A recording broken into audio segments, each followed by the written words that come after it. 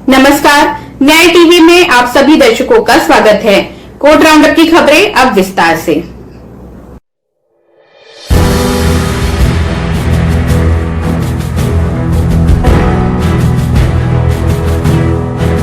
उत्तर प्रदेश की चित्रकूट जेल में हाल ही में हुई हत्याओं की जांच सीबीआई या एनआईए के सर्वश्रेष्ठ सेवारत अधिकारी से कराने, जिसकी निगरानी सुप्रीम कोर्ट करे, इसके लिए सुप्रीम कोर्ट में एक याचिका दायर की गई है।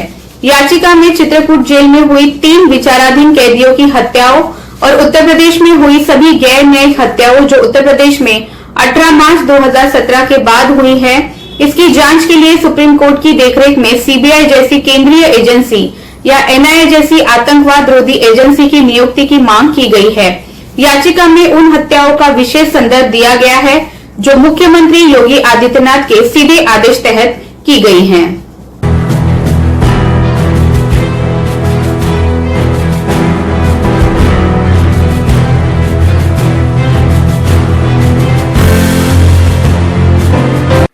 नमस्कार, मैं योगेश शर्मा के साथ आप देख रहे हैं न्याय टीवी। उत्तर प्रदेश की जेलें किस तरीके से कैदियों के लिए असुरक्षित हैं, ये चित्रकूट जेल में जो शूट आउट हुआ उसे देख के अनुमान लगाया जा सकता है। यहाँ जो शूट आउट हुआ वह किसी फिल्मी कहानी से कम नहीं था।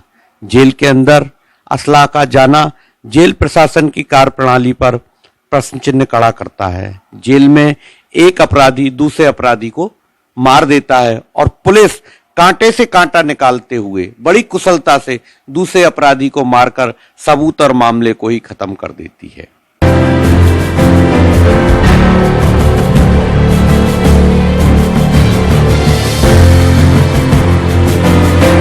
उत्तर प्रदेश की जेलों में सजा याफ्ता कैदी ऐश की जिंदगी जीते हैं।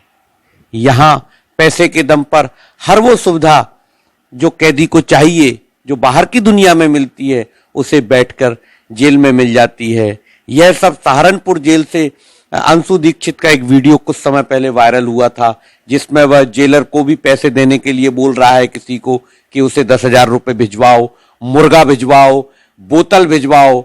तो ये सब उत्तर प्रदेश की जेलों पर प्रश्न चिन्ह खड़ा करती हैं। पैसा जो है सब भिजवा दो। 10,000 रुपये कल जो है जेलर को जाके सुबह दे देना आवाज पे, ठीक है। उसके बाद में 5,000 रुपये जब सारा सामान लेके आना तो अभी गेट पे जो है उसको डिप्टी को फोन कर लेना। फोन करने के बाद उसको 5,000 रुपये दे देना, ठीक है। काम करना कि दारू की बोतल जो लेना है व्हाइट वाली मंगा ले रहे हैं। फोन आ रहा है यार कब से। व्हाइट वाली लेके आओ बेटा, जल्दी लेके आइयो, थोड़ा शाम टाइम हम फोन करेंगे फिर। थोड़ा वो नहीं मना रही 4 बजे को रख मिला। ऐसी घटनाएं इकलौती नहीं है। यहाँ विगत वर्षों में इस तरीके की बहुत सारी घटनाएं यहाँ हुई हैं और गैंगवार तो इन जेलों में होते ही रहते हैं। लीजिए पहले उस पर पैसा मंगा लीजिए, थोड़ा खत्म हो गया। अब हम आपको बताते हैं कि उत्तर प्रदेश की हाई सिक्योरिटी के नाम से जानी जाने वाली ये चित्रकूट जेल में किस तरीके से शूट आउट हुआ।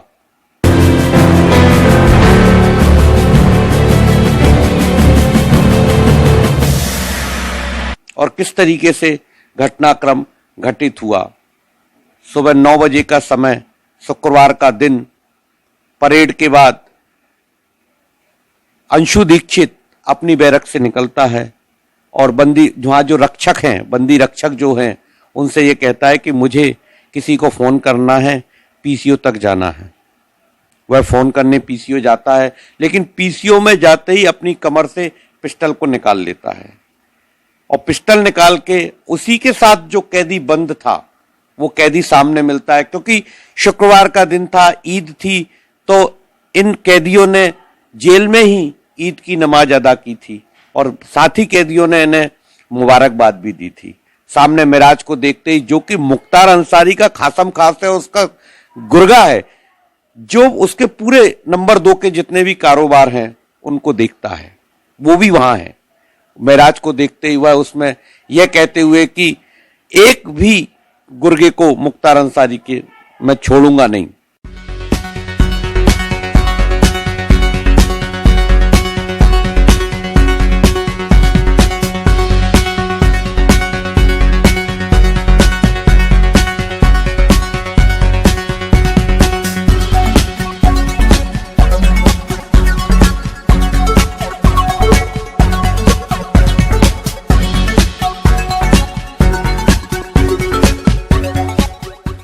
कहते हुए वहां से और उस पर गोलियां चलाता है।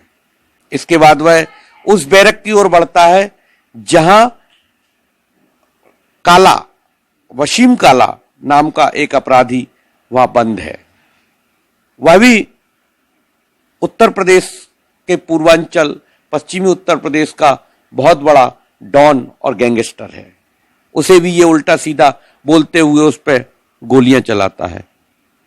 इसके बाद वह टहलता हुआ बड़े इत्मीनान से, उसे ऐसा लग रहा था जैसे उसे कोई भय नहीं है, कोई फिक्र ही नहीं है, और उसे ये मालूम है कि वारदात के बाद वह जिंदा रहेगा। शायद इस बात की उसे गारंटी मिली हुई थी। लेकिन कहते हैं ना कि बुरे काम का बुरा नतीजा, और वह दूसरी बैरक में जाता है। जब वहां देखता है कि मेरी जान, खुद की जान खतरे में है, तो वो और कैदियों को गन पॉइंट पे ले लेता है और धमकी देता है कि अगर मुझे मारा तो मैं इन कैदियों को मार दूंगा, मुझे यहां से सुरक्षित निकल जाने दो। पवा की जो तुम्हारे जो परेशान कर रहे उसके गाने लिख दो। हाँ हेलो, हाँ गुप्ता बोल रहे हो? ये रायबरेली जेल है, समझे ना? यहाँ खुलेआम हम लोग घूम। ऐसा करने, ये सब घटनाक्रम इस तेजी से घटता है कि लोग कुछ समझ ही नहीं पाते हैं। तब जेलर कुछ बंदी रक्षकों को लेकर वहां पहुंचते हैं और उससे कहते हैं कि भाई सरेंडर कर दो। वो सरेंडर करने से मना कर देता है और जेलर पे ही बंदूक तान देता है, पिस्टल तान देता है। ये उसकी हिम्मत और कहीं ना कहीं जेलर के साथ जो उनके संवाद होते रहे होंगे यह दिखाता है।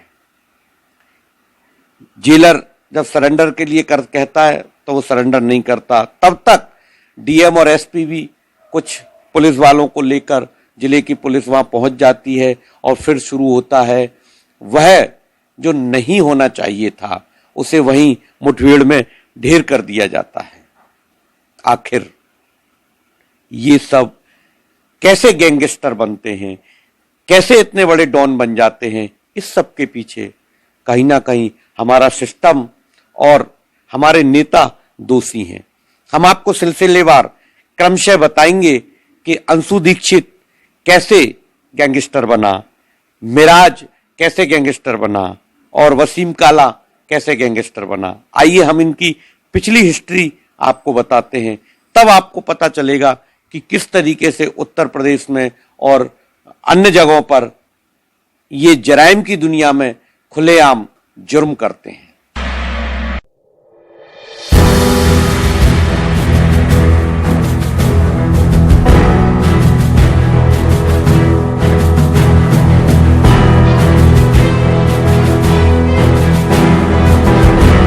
फिलहाल बस इतना ही। अन्य खबरों के लिए जुड़े रहिए न्याय टीवी के साथ। नमस्कार।